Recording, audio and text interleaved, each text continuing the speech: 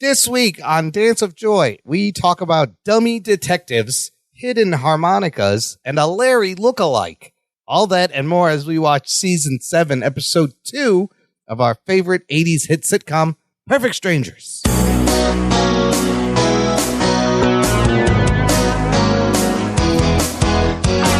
Hello, cousin, and welcome to Dance of Joy, a Perfect Strangers rewatch podcast. My name is Imran. I'm here with you every week, every episode, with my lovely sister joining me. Sophia, what's up, Sophia? What's up? Happy February, Imran and cousins. Happy February. It's a leap year February, so we get an extra day. And pretty soon we're going to have Valentine's Day, and the decorations are already out, and the cards and the candies and the roses. And I'm not going to lie, I like seeing all that stuff. I think I'm a romantic at heart. I like a good love story. Well, I think we have kind of a good love story here for you. We'll find out. This week. We'll find out. A strange love story as we discuss Season 7, Episode 2 of Perfect Strangers, titled simply The Wedding. We've made it. We've made it to the wedding. We had the date. We had the bachelor party. And now it's the wedding. We don't know if we had a bachelorette party because it's not as important, I guess. But things are moving along very quickly for Jennifer and Marianne. Time for the wedding. Yeah. The wedding. Nah, not Jennifer and Marianne. I mean, Jennifer and Larry. Larry-Ann. Well, and Larry-Ann. Yeah. Larry-Ann. If you were to have read the TV guide ahead of this episode, you would have read, Larry and Jennifer's wedding day is marked by an ominous sign. Dun, dun, dun.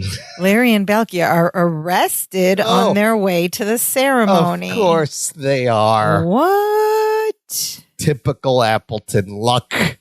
Of course, starring our tight foursome, our dynamic duo plus two.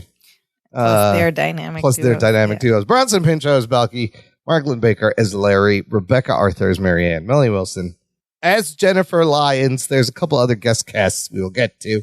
And this there's no Gorpley, no Lydia. They couldn't enjoy none of their friends that we know are invited. This ceremony. What about all those guys from the... I know where they were. We'll get into where they were. From the bachelor party. Okay. Yes. What about Jimmy the security guard? Let's see if they should get invited. This episode aired on September 27, 1991. Just like he said, they set a September date for the wedding. They weren't lying. Isn't that weird? Yeah.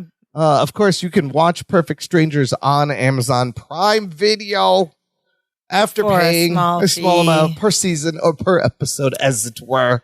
Still hasn't popped up anywhere free, so I don't know. I don't think it's going to happen for a while this time. If you can't afford to pay for it on Amazon, you're just going to be left with our renditions. That's fine. Our summaries of every This means we have to be even more. We got to do more act details. outs. Yes. Oh, yes. You got to be even more involved in describing. Now people can see it, and yeah, if you have the DVD, like I think a lot of people should just buy the DVDs. Yes. They may buy it. They can't take that away. We talked about this last week. Do they still make DVD players? If you have like a PlayStation or whatever, everybody has a PlayStation. Right. But you probably don't have a DVD I don't have a DVD player. I do have one that's an external attachment for my computer. They don't even have CD drives in computers anymore. I have a CD drive. We've gone that far. DVD drive external that I have to find. Somebody's going to hook us up with all the digital files on a hard drive. That would be great. Somebody make it happen. Anyway. Or in a cloud. Yeah, no. Well, but in the cloud, it's also vulnerable. What if that system shuts down? What if they go to bed? Like, you need it physically somehow. VHS tapes? That still works. You can buy those. Those are probably worth a lot of money now, especially if they're sealed. You know they're worth a lot of money if you have sealed VHS tapes of certain movies. Really? You could sell them for a lot. Oh, yeah. Do we have any? We might. All that stuff from the 80s and 90s is now collectible and worth money. So don't throw away any of your Pogs or your VHS tapes, even DVDs that are wrapped. Beanie Babies. Everything is worth something to someone. We still have that Care Bears sleeping bag. Yes, that is a hot item. Okay. Yeah. Focus, Javed. Both of us. Okay. That's the first time I've said that in the plural. Focus, Javed. The wedding, Act 1. We start on a road. It's like an external film shot. Very weird start to this episode. and it's dark, and it's on some like highway road, dark, and we see a car. It's a blue Mustang. Blue Mustang. I'm like, oh, who's this? What's this? Who has a blue Mustang? What show is this? Because of course we know Larry had a red Mustang, so who's driving this blue Mustang? And then there's some words on the screen that says 4 a.m. somewhere between Chicago and Lake Whitefish. Okay, I'm already confused here because, what happened to the red Mustang? You see it in the opening credits. He's always talked about this red Mustang. There was in that episode in season 5, Liability, when he mentioned he was going to sell it to help his sister Elaine, remember, pay for music school. Juilliard or whatever. I don't know if he ever did that, but where did this blue Mustang come from? I was confused. Also, there's no such place as Lake Whitefish. Lake Whitefish. No, it's not an actual lake. There is a fish called the Lake Whitefish that are in the Midwest. Lake is in the name? Well, there's I don't know. I feel like the it's Lake just Whitefish. But I think they're just whitefish. I've heard of whitefish. Yeah, no, you can find that in the Midwest. But so they're going 4 a.m. in this car. So it is I don't Balky know. and Larry in this car. And they're in a blue Mustang. And Maybe Balky is driving, and Larry is in the passenger seat. And you might be wondering why are they out on the road at 4 a.m.? And Larry says they're making great time. And he goes, we weren't scheduled to pass that. He's looking out the window the whole time. He goes, we weren't scheduled to pass that feed store for another 35 seconds. Okay, so here, instantly establishing he's got everything. He's got a clipboard in his hand. He's got everything planned out to the second, like the annoying Larry Appleton that he is.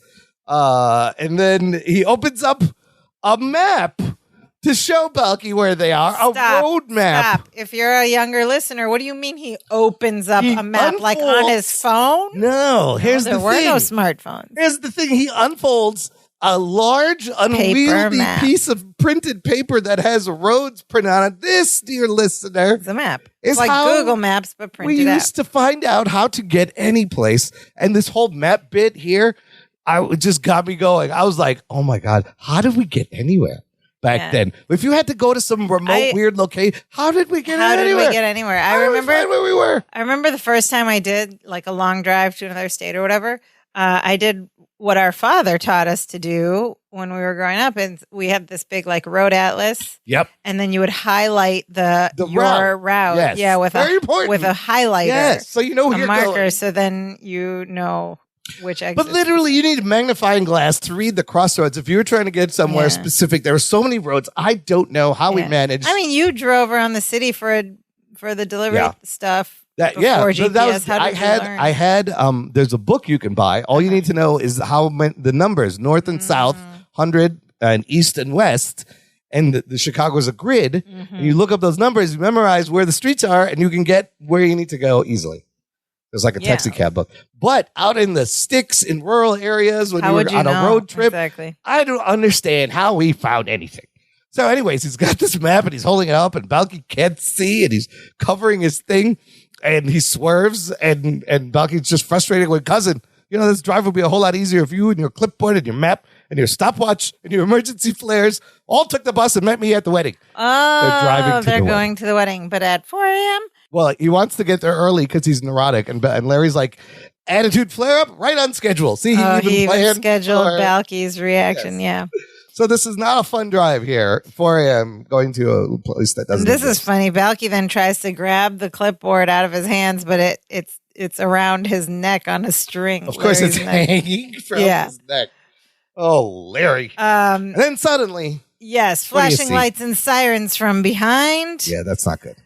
And we see it's a motorcycle and they're getting pulled over. We hear them go, you and the Mustang, pull over. Like over the bullhorn thing. And they pull over and the cousins are bickering. They have no idea what they did, why they're getting pulled over. They're bickering. Yeah, go ahead. Yeah, and then, and there's a funny line where Bucky's like, cousin, I was just trying to avoid paper cuts to my face.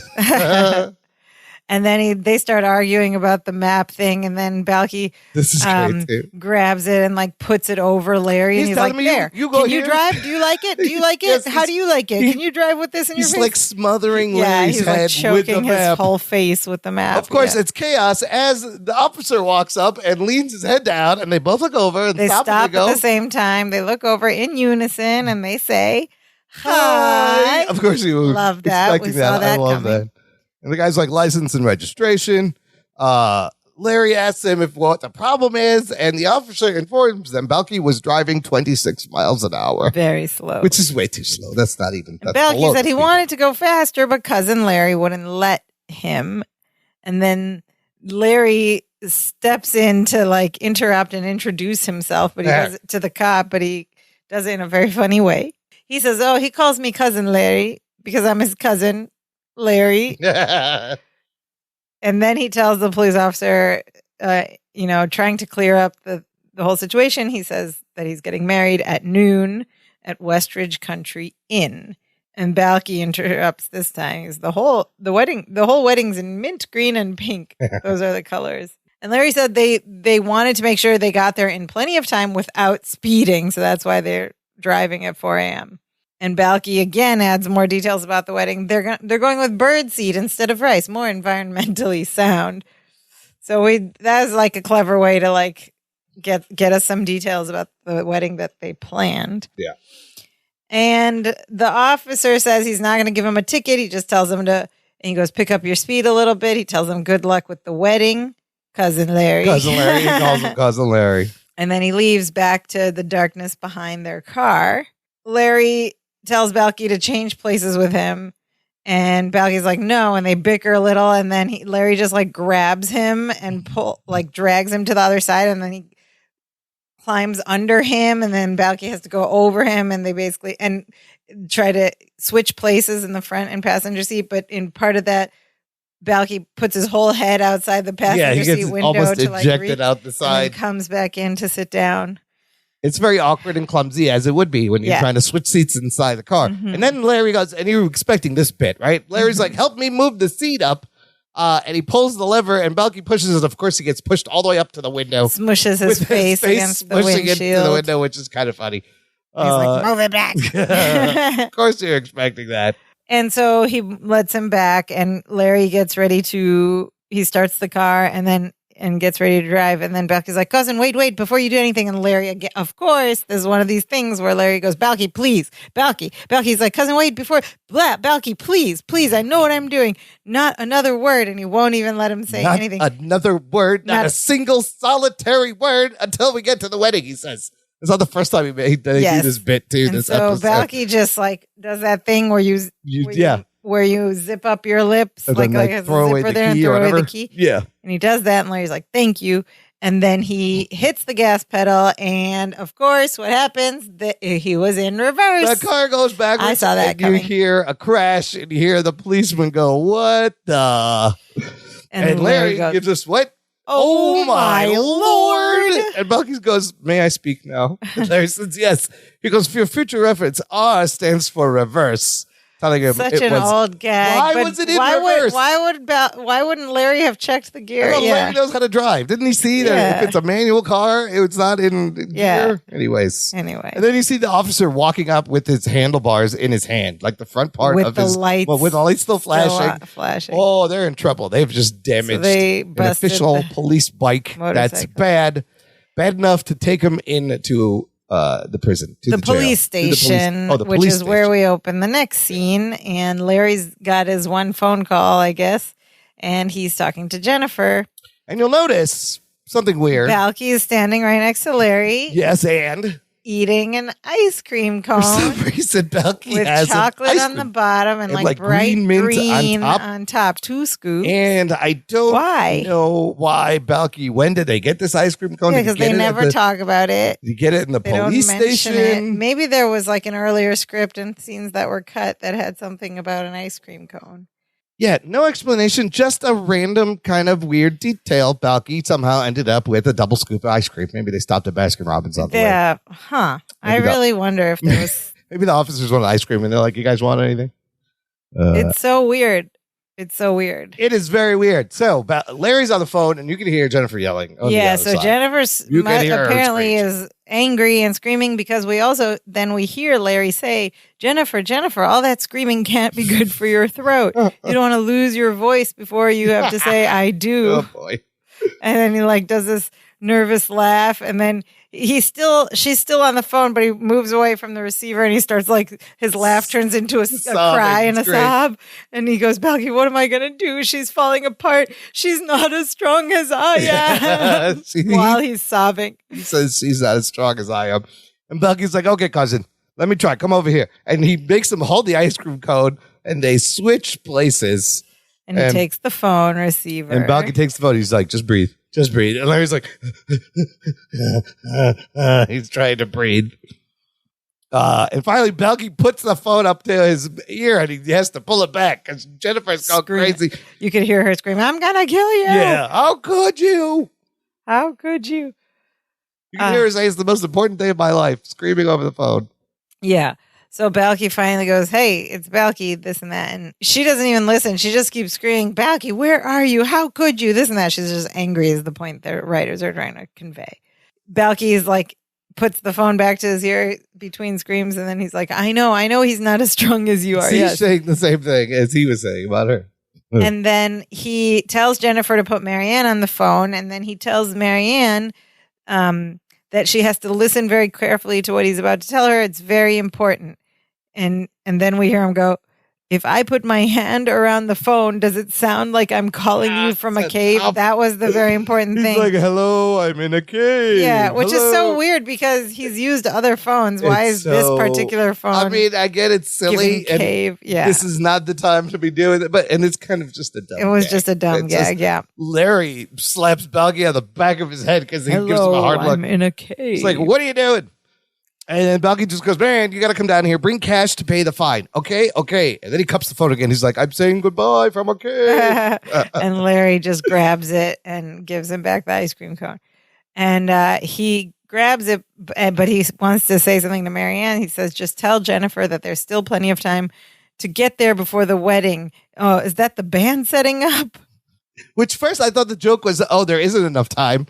But then the joke is actually, he goes, that's just Jennifer. Okay, bye. That's it's just like all the noise, making all the noise. That commotion. Yeah, she is that gone. It sounds like the band setting up. I don't like the writers really did Jennifer dirty here. Like they just portray her as this like hysterical woman wait until who like later. wouldn't have any ability to be like, oh, something bad happened to you. It's okay. Like. No, she has no agency. She's immediately blaming them and how could you? Just wait until the fantastic flip-flop we get later. Oh my gosh, okay. Anyways, we're done with the phone call and this detective Albertson walks in and goes to the other guy in the room, goes, Gary, I need some male volunteers for a lineup. Oh, and then Balky gets all excited. He says he's always dreamed of being in a lineup. And Larry's like, no, not today. No. See, at least he has some sense here. Any other here. day. And he tells the officers, any other day would be fine, but today is my wedding day. My bride's upset. If you don't mind. And the detective's like, yep, you just volunteered. You just volunteered, Albertson says. And Larry he leads is them shocked. Away. Yes, and Balky is very excited. Now, that line where Balky says he's always dreamed of being in a lineup. If you remember, in season 2, the episode Lifesavers, there's a line where he says the police let him stand in a lineup once, and then he goes, but I didn't win. So he's been in a lineup. I think he forgot. I just wonder about, a lot of these inconsistencies come up that contradict earlier episodes or whatever. But like back then in the writer's room, did they have an ability to like look back? Search? Did they have like a Bible? Do they have like a show Bible? Or I mean, I think computers probably didn't have that search function then. That came much later. You'd have to go back through each script and read it again. You don't think they indexed like jokes and topics from each premise points? Clearly not, because we've seen them. Or there would have been someone in the season 7 writer's room that was also, but maybe they don't. There's no continuity editor like they have on a movie. I just don't think they cared. And back then it didn't really matter. Yeah, true. The shows that put a little bit of extra thought into it stuck out. None of the viewers would remember either. No, there was no way to go check that right away. It's still that mentality of like every episode's got to be somebody's first episode. Yeah. So we're going to write the joke regardless of, it didn't matter. But but you don't see that anymore. No, because now we have search. Yes. Search functions. And everything is like streaming and people can go back. And remember when you had to organize your computer documents into folders and stuff? And you still put things in folders. I still got folders. Yeah, but it's not as crucial because you have search. And we didn't have search before. That is true because I'm not the best at organizing. I get a little sloppy, but I just pull up the search on the Mac, the Spotlight search, and you search for whatever. Yeah. It has everything indexed. You don't even need to put it in. So, side note, I read this piece a while ago, a few years ago, but computer science professors of students now in college. It's bad for our organizational skills, isn't it? They're struggling because they're like, the students don't know. These are computer science college students. Don't know what a file system is because the real version of it no one uses anymore. And also in the computer, they don't know how to work with the file system because you don't need to anymore because they have search. Ever since search was discovered, there's no way to understand that filing system. And there's no reference to actual physical filing cabinet right. with that, or just the concept of folders within folders within folders, categorized. Organized. But in the earlier days of computer science, or like when anybody, not even specialists, but we are learning to use a computer, like when we were kids, we had to understand that filing structure to find things. Yes. But search has gotten better. Search wasn't great. There wasn't search and there wasn't for a long time. Yeah, and now that you have a whole generation of people who grew up with search functions. So there's no need to learn. And so they don't understand and they're like, why do we even need this? And so they're talking about changing like the fundamentals of computer science stuff. Oh my God, that's a huge shift. Yes, we're doomed as a people, basically. But the point is, all this because this is why we're seeing like repeat or contradictory premises and stuff like that. Sure. And you're right. It didn't matter. It bothers us now, but it does. You know, whether it was laziness or this, it didn't really matter. That's we just why have you to see accept it. Yeah. But they didn't have a website that listed everything that happened on every episode like we do now, right? So it's unfortunate. Yeah. Oh, let's talk about our first guest cast here. Okay. Playing that said Detective Albertson is a fellow named Clive Rosengren. Rosengren? Manfred Jensen. Clive Rosengren played Albertson. Manfred Jensen from? It's from Fish Called Wanda. Yeah, that's right. And he was Kevin Kline's making up the name. His name is Kevin Manfred Jensen. Manfred Jensen. Fish Called Wanda, yeah. What was that middle thing again? Remember that joke? He would do that. Anyways, Clive Rosengren plays Detective Albertson. That was a Columbo thing. No, in Fish Called Wanda, they do a bit. Oh, it was in Fish Called Wanda. I always thought that, No, Columbo is one last thing. One more thing. One more thing. Around. Just one more. In Fish Called Wanda, there's several bits where the guy lists three things, and Kevin Kline's always like, what was that middle thing again? Okay, focus, Javits. Clive Rosengren. Yes, he was on the 1830-something Beauty and the Beast, Charles in Charge, Quantum Leap, Cheers, Dallas, Twin Peaks, Who's the Boss, Home Improvement, Seinfeld, Ellen, and Providence. Was he in Seinfeld? I don't know, but he's been in a lot of shows. Yeah, a familiar-looking face. All right, now we get to the lineup room. Yes. And it's a room with the lines on the wall. Like to mark the typical lineup room you've seen in the movies. Yes. And Belky's very excited to be in this room as they walk to the middle. And he looks at the markings, and Belky's like, cousin, what's this? And Larry's like, tells you how tall you are. Belky takes a look up and down, and then he grabs Larry by the face and pushes him up against the wall. And it looks like he's like 5'6" or something. 5'6" line, yeah. And then he goes, that's funny, cousin. You always told me you were 5'10". And Larry's just like, the floor slopes. And Belky's like, huh? He looks around. And then a new guy enters. A big, burly dude. Big guy. Wearing like camouflage pants and a black shirt. Yeah. And in the meantime, Larry is being really annoying as he's like, can we speed this up? I have to be somewhere. He's pretending like he's the boss of everything when nothing is under his control. So this big guy comes in and Bucky's like, oh, cousin, look, we got company. Yeah. And he goes up there because, hi, my name is Belky. This is my cousin Larry. And Larry just yanks Belky back away from him in fear. Larry's stressing. He's like, we don't have time for this. And Belky says he's just trying to be polite. And then the big guy goes, I'm Rudy. Rudy. It's a pleasure to make your acquaintance. Oh, with a smile. He's very friendly. And he extends his hand. Yeah. And, of course, Belky goes in for the hug, and Rudy hugs him back. Yeah. And then Rudy gives Larry a mean look, and he goes, even when one is incarcerated, manners are important. Like in this thuggish voice. Belky's on his side looking at Larry going, what have I always been telling you? Apparently, he's been telling him this all the time. And then And then one other guy stumbles gets like pushed into the room. This is fantastic. At the last minute, as they tell them to take their marks, and right? 4 spots. Yeah, and we hear this other guy go, all right, I'm going. And he like gets pushed and stumbles into the room. And the guy looks exactly like Larry. They found it's like Larry a joke lookalike version of Larry. Same striped shirt, same tie Like that you're collared standing shirt, the same tie, way. Same They have the hair. same mullety hair, same receding hairline, big forehead. A little bit of a different shape of the face. His head's a little longer. His eyes are very buggy. Beady, he also has no lips. Thin-lipped. Thin lips. Very bugged out eyes. It's so funny when he first comes like into the room. Fake Larry, Balky, real Larry. And Balky hasn't looked. Real Larry doesn't even see this guy for a long Larry time. Doesn't see this guy. Balky turns to the guy to introduce himself and goes, "Hi, my name is Balky." And then he's just gasps with his mouth hanging open. And he just goes, "Wow!" He can't believe what he's seeing. He goes, "This is like looking into a mirror." If Cousin Larry was standing in front of it, he's just like, "Oh my God." And Larry's stuck complaining. He's like, "This is throwing me off my schedule, guys. Can we just move this along?" And he's pacing around and stuff. And so, of course, we know what gag is coming up because then, they have just. Well, this is important because then the detective goes, number 4, pipe down and face front. So we know that Larry is number 4 in the lineup. So you have a guy that looks like Larry. They're in a police lineup. You kind of know the gag that's coming. Yeah.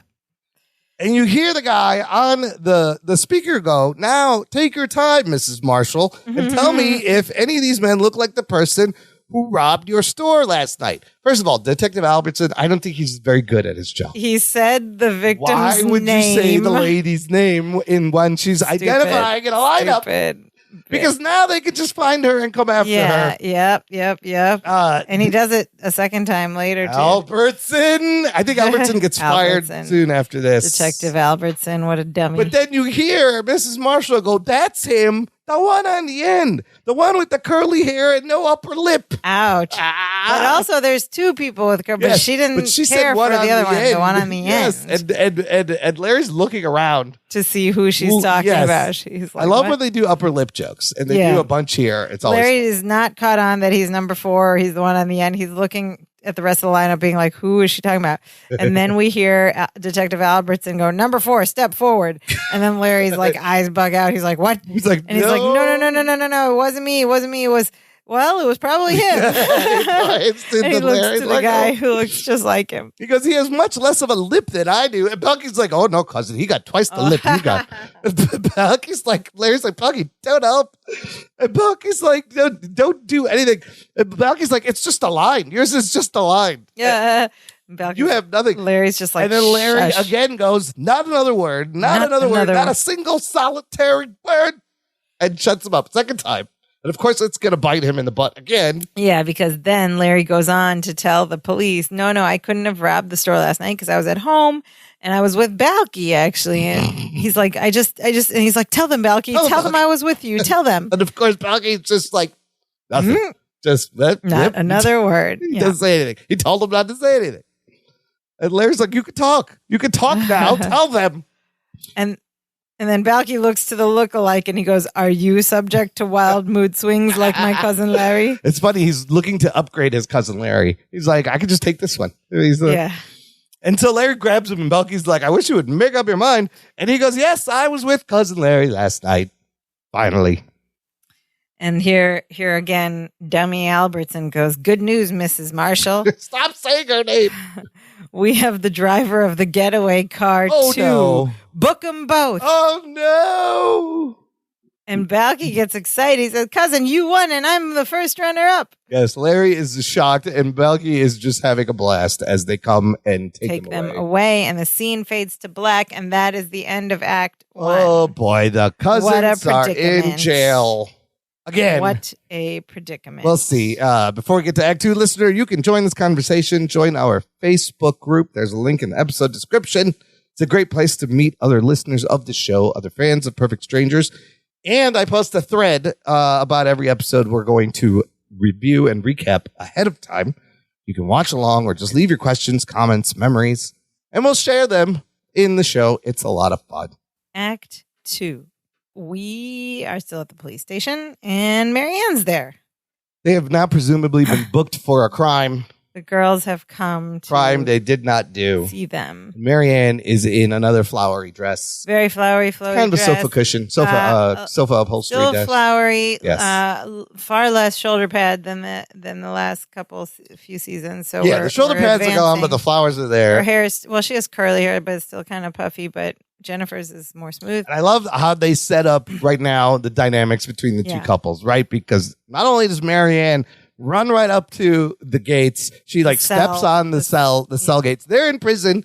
So Balky and Larry are in prison with those two other dudes, with Rudy and not Larry. Larry look alike. They're in the same cell. Yeah. Again, not the first time they've been in a cell. Remember the last time they did a little song dance? So Marianne runs up, sticks her arms through the gate. Balky's got her there embracing. She steps up. They're all very lovey-dovey, right? Like through the bars. Yeah. Yes.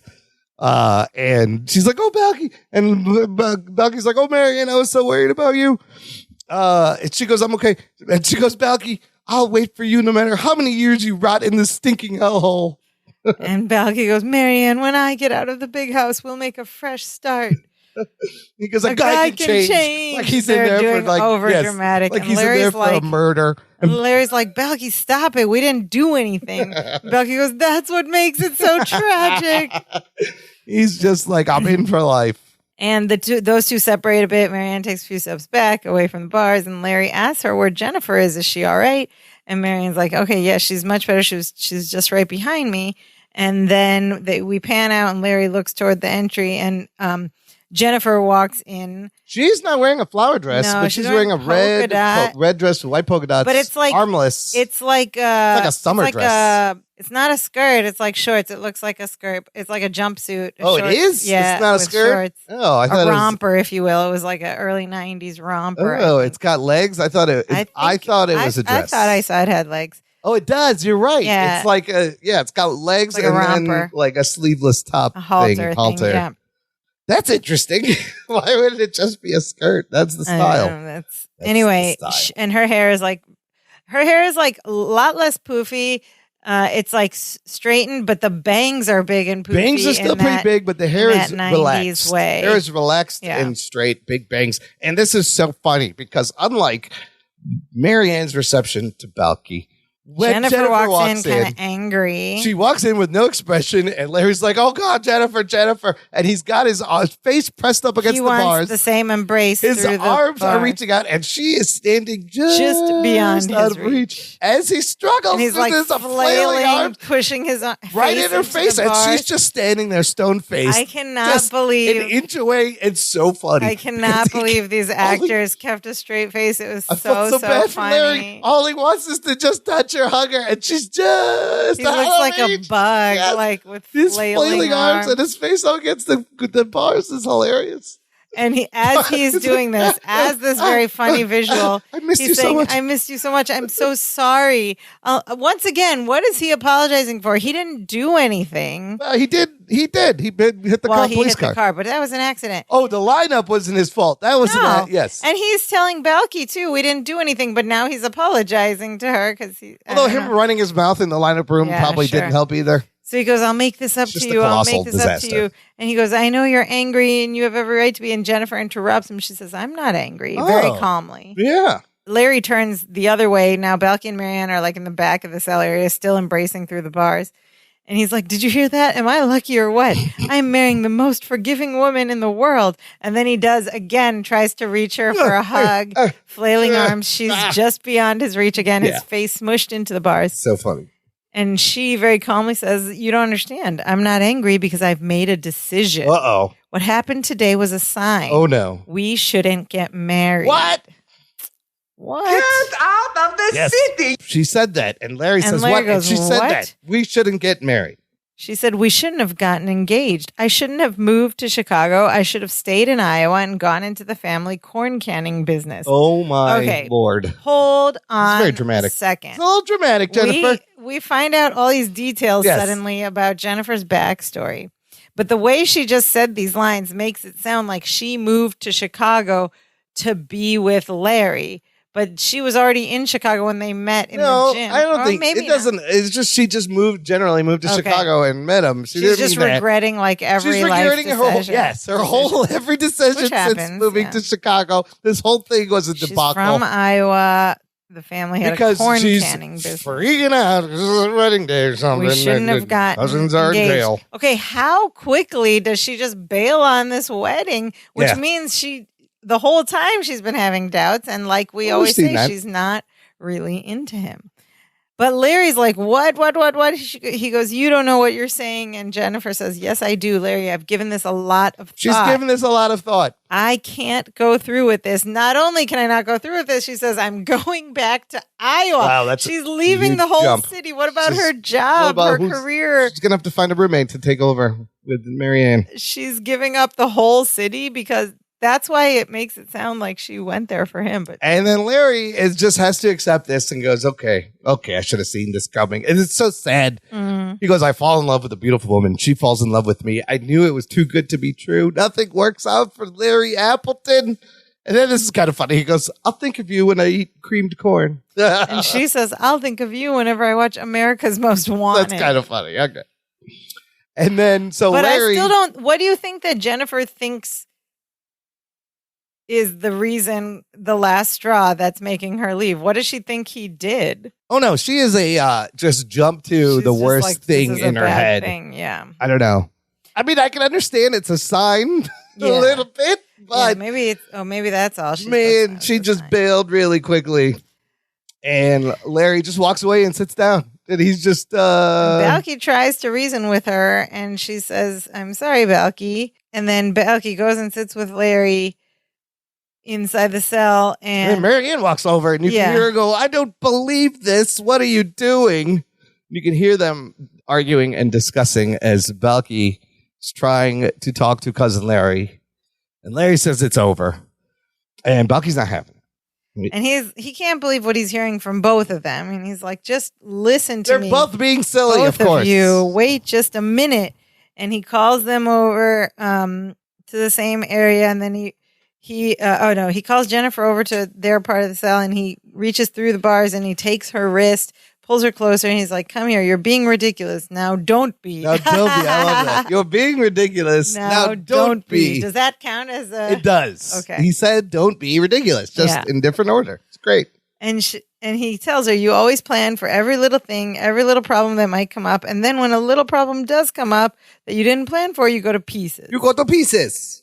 And he goes, so, okay, when life gives you lemons, make furniture polish. I think this is a joke about lemon pledge. Maybe. It's a lemon-scented furniture polish. Like, I love Larry's face in the background. He's like, what?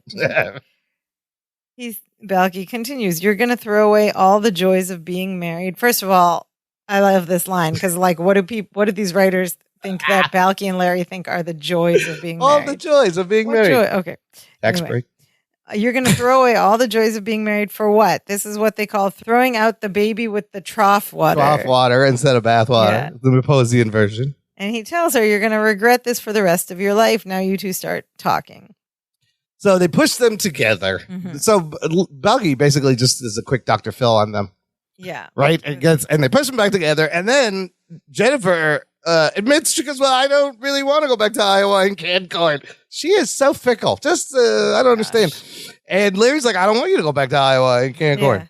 And then Marianne reminds her, you can't go back to Iowa and canned corn. Your parents sold the farm and moved to Florida, remember? And then Jennifer goes, oh, right. Yeah, she doesn't. Which is usually what Marianne goes, but she doesn't do it as fun as Marianne. It's almost like thrown away. She just does a, oh, right. Oh, right. But like, I missed the, oh, right. Yeah. Marianne's so much better at the, oh, right. And then she just goes, Larry, I want to marry you. What? And Larry goes, I want to marry you. Way to flip-flop, Jennifer. She just Great said flip-flop. this is Fantastic. a sign. Yeah, this is a neurotic woman. I can't go through with this. This I'm is a sorry, sign. Balky. Maybe Larry should change his mind. I don't know. I need to move back to Iowa. And then she's like, oh, now I want to marry you. The writing is just so easy. What's a wonderful flip-flop. I love it. So they say they want to marry each other. So now they are actually getting married. The wedding that's called off is back on. And they're like, I think maybe we could change our plans. And Larry's like, I want to go with the flow, but I don't know what to do without my clipboard because he's neurotic. He needs the clipboard. And then Balky, of course, voice of reason. This whole episode goes, cousin, you don't need a plan. All you have to do is know what you want and go for it. Now, what do you want? And Jennifer and Marianne look to each other and Larry. We cross-dissolve to sometime later. The next scene opens and we're still in this little police station with a holding cell. Oh, and also in the cell are the other two guys from the lineup. Oh, they were in there guy, before. Rudy, This is when they add them. Yes, Rudy and the not guy Larry. that looks like Larry. And they both have like Bizarro Larry. They both have a little corsage on. And Larry's now in a tux. Where did the tux? Oh, I guess they brought him the tux. Balky is wearing his Maposian tuxedo. Brought them their clothes. And Balky's got, like, through the bars has a phone and a receiver. And, you know, he's talking on and we hear him say that he's like, okay, Reverend Peters wants us to get started. So he's on the phone with the Reverend who's at the church where they were going to get married in all Lake their guests Whitefish. Yes. And where all the guests are there waiting for him. So he's on the phone. And then he goes to Rudy, please. And Rudy either has a harmonica or can make harmonica sounds from his mouth really well. I think he probably had a harmonica. Because he's cupping his hand. You don't see a harmonica. He could just be good at imitating harmonica. Playing like the wedding song. He song. starts playing the wedding march on an alleged harmonica that, you know, here's the thing. You're in jail. Everybody has a harmonica. Yeah. That's the bit. However, you don't see the harmonica. So I'm like, is he making that from his mouth? That's really good. Maybe they put it in really afterward. He's like an early beatboxer. Yeah. He's very good at doing a harmonica imitation. So then we cut wide and you see Marianne come in a pink bridesmaid dress. She's all dressed up.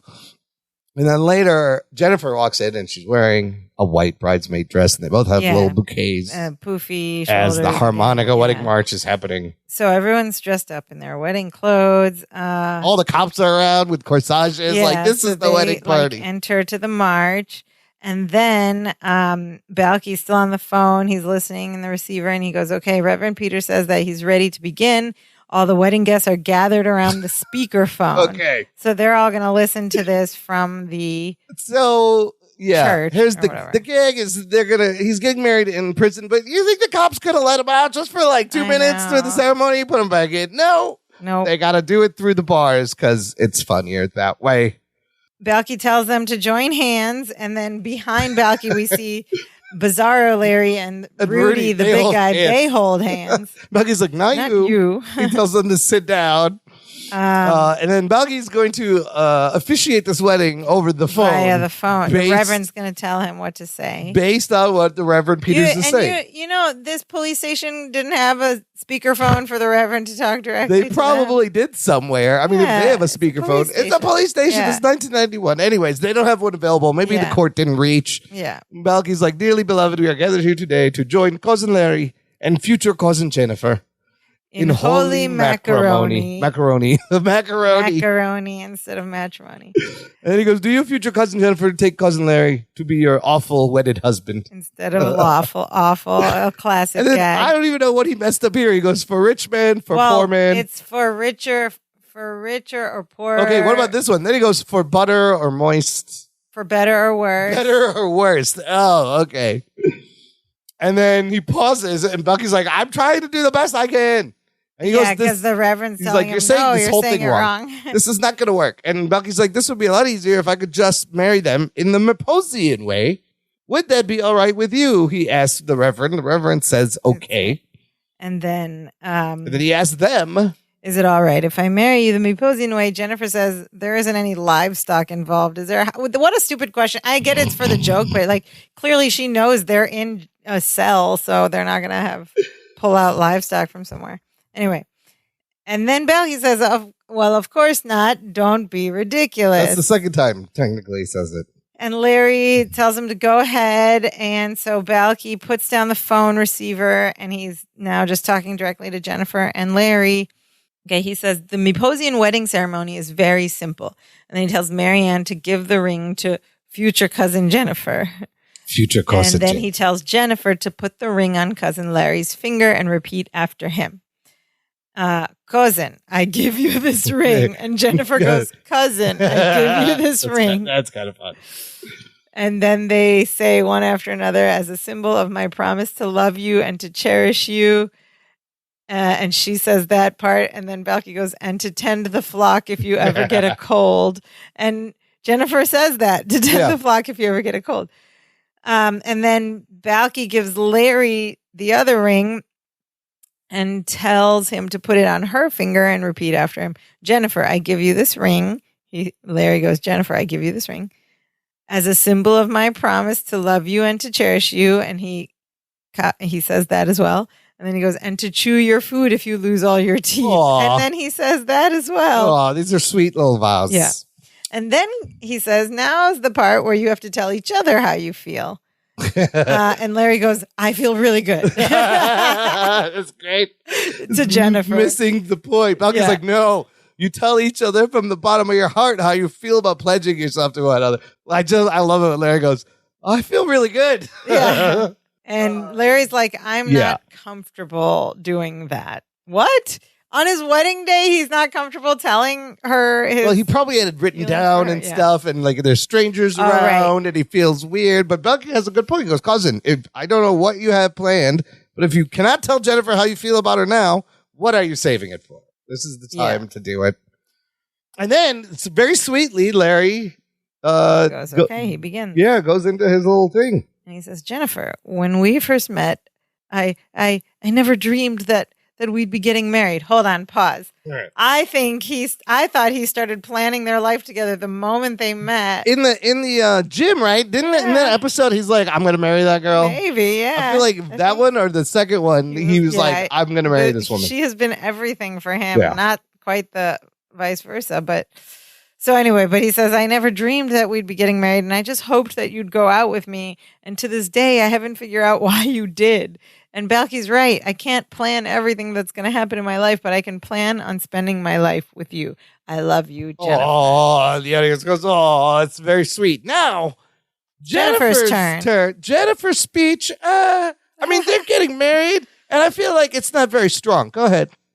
So then Jennifer says, Larry, I went out with you because, and you're expecting like some very heartwarming, like that thing that validates this is his a funny worries. bit because the writers are doubling down. And she goes, Larry, I went out with you because, and then she just there's a pause, stops, and she looks, and she's thinking, and it's taking a long time. And then she just says, well, I'm sure I had a good reason. And she's like, no, I know I had a good reason. She goes, you're sweet and funny and kind, and no matter what lies ahead, I want to share the unexpected with you. I love you. All right. Larry. I don't know if I buy it. Sweet sure. And funny and kind. She's like, you're okay. You're good enough. I just love how the writers put in right until the very end. It's like I'm not really sure. Yep. What did I get into here?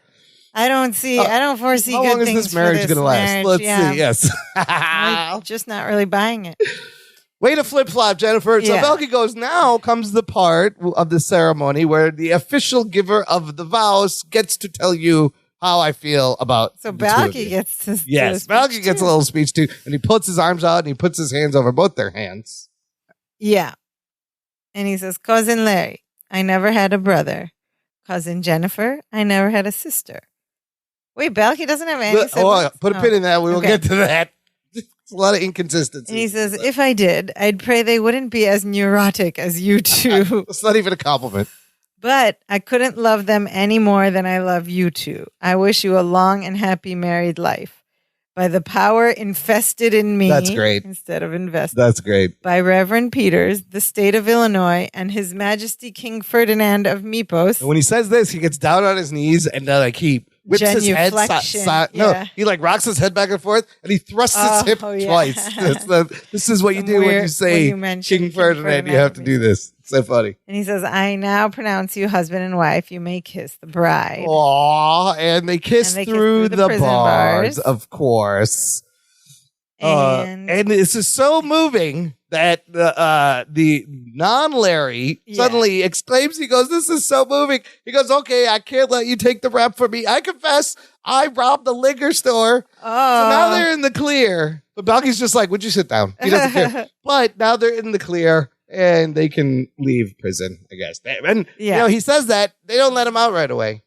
Nobody rushes to the door. There's paperwork and stuff. They're like, we're so very sorry. You're free to go. No, none of that. They just kind of leave him in there. Time. So, but then some time passes because we cut to a later scene, And this scene opens with like this external shot of the police station. And there's like these stairs going down from the entry. The cops and Marianne have lining the stairs. It's your typical leaving the church bit, right? But it's a police station. You're leaving a police station. And so first thing we see is Balky coming out of the station going, okay, everybody, here they come. Get ready. They all throw birdseed at him. Yeah, Jennifer and Larry come down the steps. Everybody's throwing birdseed instead of rice because it's more environmentally All friendly. these police officers at this moment have nothing better to do, apparently. Right. There's no crimes going on. And then this is funny. But Jennifer's about to toss the bouquet back upward over the stairs, and we see this like a woman police officer like go to the middle to try to prepare to catch it, and Marianne like shoves her off to the side so that she's the only one there. And she caught the bouquet. You know what that means? She's just trying to marry Balky. I am more invested in that. I want to know how that happens. Because she's been dropping hints now for a few episodes. These two, they don't even like each other. This is boring. Yeah, but I want to know. They're flip-flopping. Yeah. I want to see what happens with those two. Balky and Marianne. Do they tell us? Do they show us? Larry and Jennifer, we'll find out this season. We have it. It's got to be this season. And then we see Larry and Jennifer, like, rom-com style, run to the car. And the car has been, the blue Mustang now is like in that classic old, like, just married There's a sign on the back. There's like paper, flowers and shoes and cans tied to the bumper. Yeah, I guess that's some kind of tradition. And streamers also. And they drive away to God knows. And the car drives off into the sunset. It's the blue Mustang, and roll credits. All right, listener, there's a couple inconsistencies here. Before I discuss those, I'll let you know to check out our TeePublic shop. Get some Get some Dance of Joy swag at danceofjoypod.com/shop. There's lovely cell phone cases, mugs, t-shirts, tote bags with the logo. Bags. Huge shout out to cousin Whitney Smith. She bought the t-shirt. We found out. I know she has lots of fun Perfect Strangers t-shirts in her collection, and we are honored to be one of them, cousin Thanks Whitney. for sharing the photos with us. Yeah, that was so great. Group. Yeah. I love when that happens. If you want to see the photos and you're not in the Facebook group, come and join us in the Facebook group, Dance of Joy podcast group. Yes, there's a link there. It's a closed, exclusive group, and buying stuff from our shop is another way to support the show. Okay, so Balky married them in the Maposian way. Correct. This Maposian wedding ceremony tends to change. This is like the third kind of version of it, I believe. Okay, that's a fair inconsistency, but I think it can be explained away. I believe that the Maposian culture has different specific wedding for different ceremonies for different situations. Okay. So this is the ceremony for getting married through jail. In a jail cell. I will buy that. Right? When you've been falsely accused of something you didn't do. So the original ceremony we see is the wedding ceremony for an arranged marriage when the bride is shipped overseas. Remember? From America, He's going to be forced to marry. Then there's another wedding ceremony where you're supposed to walk on your hands. Remember, he mentioned that? Yeah, that's a very for a different situation. So yeah, you could have different customs. Okay, the traditions vary. I'll buy that. That's how I'll explain it. Okay, how do you explain this? He just said in his vows that I didn't have a brother or sister. However, back at season 3, that episode, Sexual Harassment in Chicago. Remember Olivia Crawford? Mm-hmm. Remember the tapestry he showed her? Mm-hmm. And he said, my sister, Yana, made this. But what's funny about that, it's the same tapestry later in the Christmas episode that he told Larry he made for him and gave Larry a Christmas present. I have at least 2 explanations for that. Oh, you can explain this. Lovely. One is that Balky just lies about this tapestry all the time because, he's like, whatever. This tapestry has the craziest These history. Dumb Americans will believe whatever I tell them about Maposian culture, right? So he tells Larry he made it. He tells the other lady that his sister Yana made it. Does he have a sister Yana? Listen, a lot of cultures just consider people brothers and sisters, sister cousins, uncle brothers, whatever, that are just like people who are close to you or you grew up with, but they're not actually your biological sister or brother. A lot of cultures have that. Everyone's something, right? Maybe Maposians just like call their cousin, neighbor's uncle, sister. aunts. Yeah. Like play cousins remember or whatever. That season break special that season, that was a trivia question that came up. That's why I remember. Does Balky Yana. Yes. What is Balky's sister's name? It's Yana. Or maybe they had a falling out, and he's like, but it could be I like, have no sister. It could be like neighbor sister. You're right. Yeah, it could be right? neighbor sister, like someone you grew up with, or like, yeah. All right. Maybe, I'll allow it. And then in translation, he just learned to say how they speak about it in Meposian, which is like, like they call everyone sister. Sure.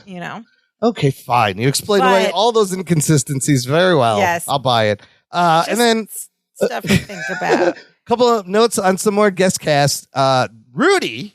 Wait. Let's go back to this sister line for 1 second and regarding what we were talking about a little bit earlier in this same episode is the writing, right? Okay, so maybe, season 7 writers wouldn't have remembered season 3 sister line. No, not the sister line, but what was the earlier thing we were talking about? Wouldn't have remembered that the red Mustang. The Mustang was red. No, but both the red Mustang and the sister line are like real significant. The red Mustang is in the credits, exactly, man. Every episode. A real significance. So that's weird. But the other one we were talking about was like easier to understand how they could have forgotten that. But I think a detail about like Balki's family would have been remembered. I was like, oh no, we gave him a sister. Well, they're keeping track of Mama, and right? The same thing with the red Mustang. Yeah, I don't know. But anyway, okay, go on. Anyways, Rudy was played by this dude, Macca Foley. Macca. Who was he used to be a heavyweight boxer, and he's a boxing coach, and he's also been in the movie Ghost. Oh, yeah. He was on Parker Lewis Can't Lose, Nurses, Ed, and The Drew Carey Show. He's a big guy. He was good. And then Larry Lookalike, played by a dude named Don Stallings. I got nothing on him. Okay. I don't know if he went on to do appearances as Larry Appleton. Maybe he has a career being a Mark Lynn Baker. He really did his facial expressions just like Larry. Maybe he's the stand-in for the show when they're setting the lights. Maybe. But he was a little taller than Larry, I think. Yeah. Anyway, so having said all that, we get to the wedding. Mm-hmm. What do you think overall? I mean, I still don't buy. I mean, I think it was fun how they handled the wedding with the phone and the speakerphone and like doing it through the bars. That was cute. And the police station steps, all that stuff, and the little speeches and Balki's speech, like a little injection of Meposian traditions. But I'm still not really feeling the vibe from Jennifer. I think it's on purpose. She's in it. No, I'll say, look, it was all right. It was fine. There's a couple good laughs. I do like how we never found out about the ice cream cone. The ice cream cone was very random, but I do like how it was a memorable wedding, right? It was something different. It wasn't usual. They'll remember that. It's quite a shared memory. So fun. I feel bad for all the guests that were at the church. But they won't because they didn't have any photographer there. Yeah, there's no cell phone pictures. There's no. Do you think they would have just like left there and they should have just driven to the ceremony and seen their guests? Maybe they did. Maybe they're like, just wait, we're getting out. Just wait there. Yeah, they could have gone and done the actual ceremony again. Yeah. I think they just went off to the honeymoon. They're like, screw the guests. What about the guests? All the guests are left waiting. Serve the cake. Let them go home. They could have let him out of the jail cell for the ceremony. Yeah, exactly. At least there was a little twist on the wedding. They don't want to go do dancing or anything at the reception. Yay, great. They're married. Wonderful. What'd you think? That's what I thought. It was fine. It was fine to give you a memorable wedding. All right. Yeah. Memorable wedding. What did our listeners think? Well, first up we have listener cousin Pam Hitchcock, who is full of many, many questions. So we're going to try to go through some of them. First one is her biggest question is, why is Larry driving at 4 a.m. to get to his wedding on the same day? This is a good point. If he's like such a meticulous warrior and planner, he would have gone like 2 days ahead. But he's also cheap sometimes, so he probably didn't want to like book a hotel for 3 days in Lake Whitefish or whatever.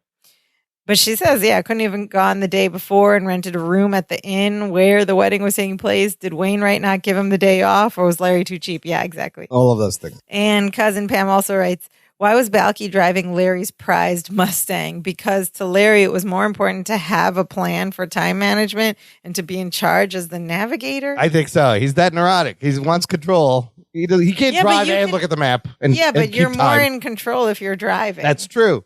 But maybe he thought he would speed. But he's got to make sure that past the feed store at the right time. Good questions, though, from Cousin Pam. And there's more. Next question. Why was the car in reverse when Larry took over driving? Was it during the seat switching? Maybe they kicked it or something. And why did they switch seats? Why didn't Larry look at his gear settings before taking off? That's what I was wondering, too, because it's the tent pole of the episode. Yeah, it's the whole impetus for getting him in jail. Right. But he didn't look, and maybe he got knocked into it, but... Yeah, but my question was like, why didn't he check? You look at that before you start driving. Especially if it's a manual transmission, you got to put it in neutral. You got to lose... I don't know. He didn't see it. It was manual, yeah. I feel like that would be a manual. I don't know. Maybe not. But... you know what gear your car is in when you're about to drive. I don't know. Because we needed them to get arrested. How are they going to get into the prison? Yeah. Next question. How did Jennifer's and Marianne's wedding dresses magically appear? Jen went to the jail to break up with Larry, not to marry him. Very good point. And why didn't the girls post bail to begin with? Also a good question. Why was there a ridiculous jailhouse wedding when all that the girls had to do was get them out and then proceed with the real ceremony? And where was the mint and pink? Remember, it was like the mint and pink. Yeah. Yeah, we saw the pink. There was like a scene transition, so we don't know how much time. If she had left, it would take a while to get dolled up and go back, get the dress, come back. They're sitting there, but yeah, you could have just waited and bailed them out. But if they never did that whole wedding ceremony, Bizarro Larry would never have confessed to doing the thing. So that's what let them out. After that, they could have went to the ceremony. They didn't even. The concept of bail wasn't a part of this episode at all. So they could have posted the bail. Yeah, but bail didn't exist in this episode as a thing. Right. So, okay. Next question. Speaking of wedding attire, it was really nice of those police officers to let the guys out of jail long enough to get their tuxes out of the car. Yeah, why you got to put them back in jail? Just let them get married. Maybe they just gave the keys to the girls and they went to their car and got the somebody tux. got it. They didn't let them out of the. Yeah, they got dressed in the front jail of Rudy cell. and where were their Bizarro clothes? Larry. I guess they took them away. Okay, how did Rudy get a harmonica? I think that was his mouth. Okay. I think he was fake. He's just very good at imitating harmonica. Pam Hitchcock says she enjoyed Jennifer saying "all right" to Marianne. We thought it was kind of meh. The Meposian wedding ceremony and Balky's expression of love for Larry and Jennifer was very sweet and touching. Yes. Despite the lack of logic, and who watches Perfect Strangers for logic anyway, she writes. Good point, Pam. I was moved by Balky's speech. It's actually the first time I bought into Larry and Jen being a couple. It's selling her on it. I don't know. She hesitated a long time when she was trying to think of a reason of why she started dating Larry. It was a long pause. And finally, Cousin Pam writes, I could drive a truck through all those plot holes. But gotta give this one 9 Baba Stickies. That's almost to the bottom of the Baba Sticky. Yeah, of the worst. And she said it was saved only by Balky's speech, I suppose. It's a rough wedding episode. It's different. It's different. We also have some thoughts from listener cousin Whitney Smith, who writes, I wish I could say congratulations are in order, but I can't. I love Whitney Smith's comments now on these later episodes. These rants are going to get increasingly... But I can't. I just can't. I'm like, Cousin Pam, there are plenty of questions that just don't add up and make you raise an eyebrow up or two and say, things that make you go, She asks, what happened to Larry's cherry red Mustang? Unclear. I don't know. Also, weren't the colors pink and mint green? Where was the mint green? Besides, I hate the fact Larry is now a married man and the girls are going to shudder be in every episode from now on. I hated this episode. This was Appleton's Law up the wazoo. I did, however, love the girls' dresses, especially Marianne's. So it's officially official. Larry put a ring on it and now Jennifer is Jennifer Appleton, or if she decided to keep her maiden name, she's Jennifer Lyons Appleton. And Baba Sticky. Whitney Smith ends her review with Baba Sticky. Oh, I hope she doesn't hyphenate. That's too long. That's a mouthful. Jennifer Lyons Appleton. It doesn't sound right. Jennifer, yeah. And finally, we have listener cousin Nicole Stoner, who writes, it's okay, Larry. We still haven't figured out why Jennifer goes, sorry. And finally, we have listener cousin Nicole Stoner, who writes, it's okay, Larry. We still haven't figured out why Jennifer chose to go out with you either. Nobody knows. That's all from our listeners. Don't be ridiculous was said how many times? Twice, actually. Of course I have. Don't be ridiculous. I'm going to count it twice, even though he said it backwards one time. One of them, with the words were moved around, he said, you're being ridiculous. Now don't be. And no Dimitri, as they weren't in. How did Dimitri not They were never get in to the wedding? In the apartment, and I guess true. Bucky didn't bring Dimitri along. It would have been nice to have him in a little tux in the jail cell. That would have been funny. Maybe but then we'd be like, where'd Dimitri come from? Well, he was with the tuxedos in the car. Oh, it's a good point. Okay, now we're going to talk about Perfect Strangers Today, or PS Today, which is the segment of this podcast in which we discuss, can this episode be made today? What things would hold up? Plot holes and all, whatever. Is it worth remaking? What do you think? Oh, I don't know. So you could still accidentally hit the cop car and then accidentally get picked up in a lineup because the guy looks just like you. You would not have the map gag at all. You couldn't do the map gag. And then you could live stream the wedding from jail. Yeah, for they would have pictures. Oh my God, the map gag would be you couldn't do the map gag. Have to have something could else reverse into a police bicycle. That distracts him. Like maybe something on a phone he's trying to show him, and then I don't know, but that whole map gag wouldn't work.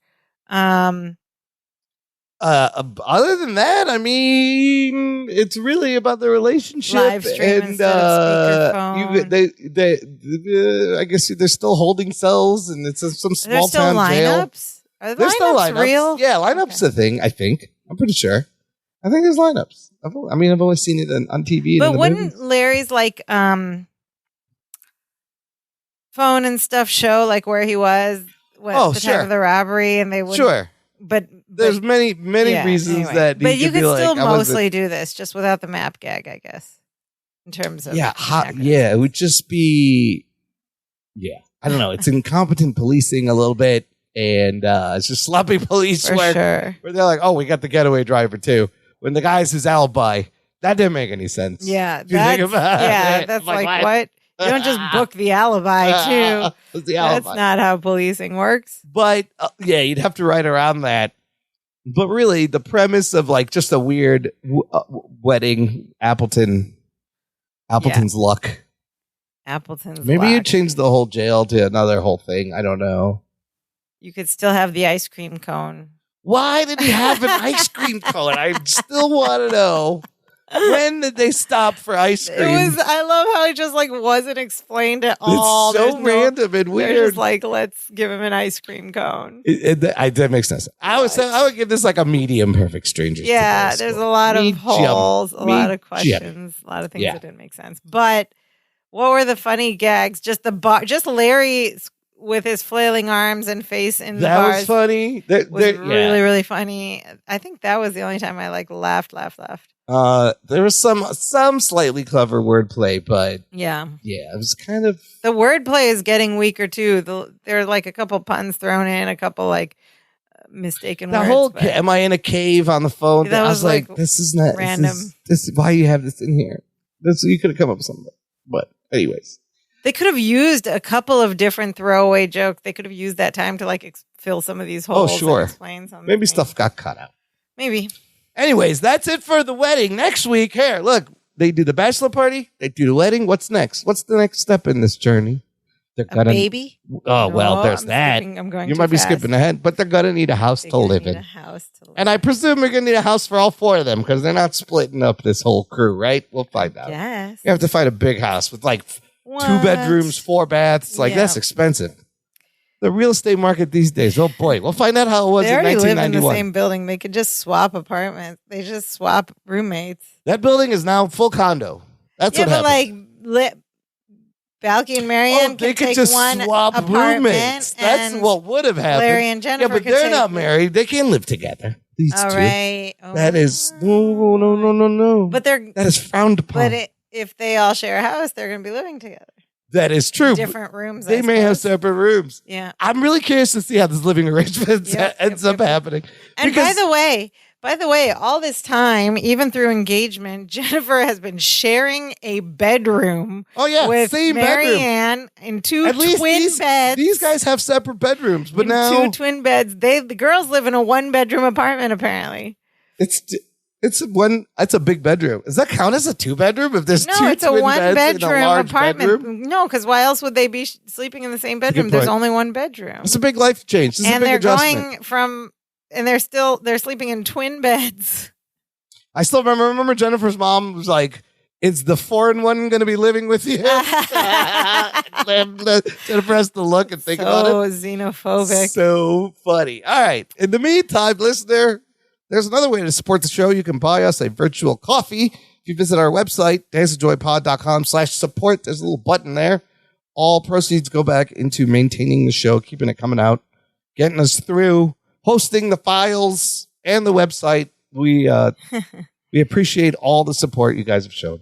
And there are a bunch of other reasons that you should visit danceofjoypod.com as well. First, that's where you can find all the different places where this podcast is available to listen to.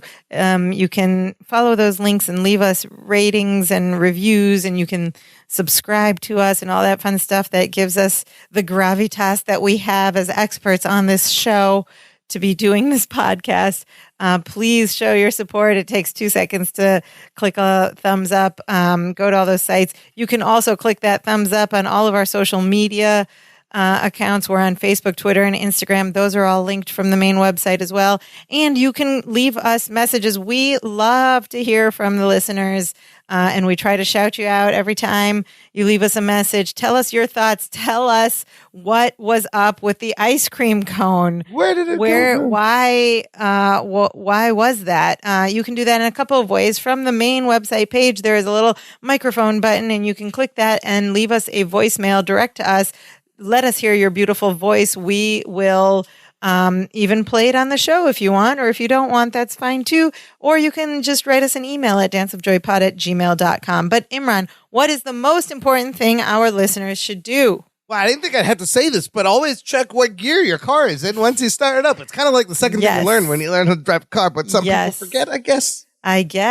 Only on sitcoms if you want hilarity. And always check the gear, especially after you've awkwardly switched seats in the front and your limbs might have knocked it out of place. You ever done that with somebody where they're like, let's switch seats, and you don't want to get out? It's been a long time. Oh my God. Since I've done that. It's never smooth. Let me just get out of the car real quick. But more important than that, as always, you know this is coming. We say it every week. Please share this show with a friend. Word of mouth goes a long way, and people get excited when you're excited, and we like to hype everyone up and hype this show up. Just talk about us, please, and talk about Perfect Strangers, even the episodes with big plot holes, because we still laugh and enjoy these two cousins. And that's our show for today. And now we are so happy. Now we are so happy. We do the dance of joy. Hey, hey, hey, hey, hey.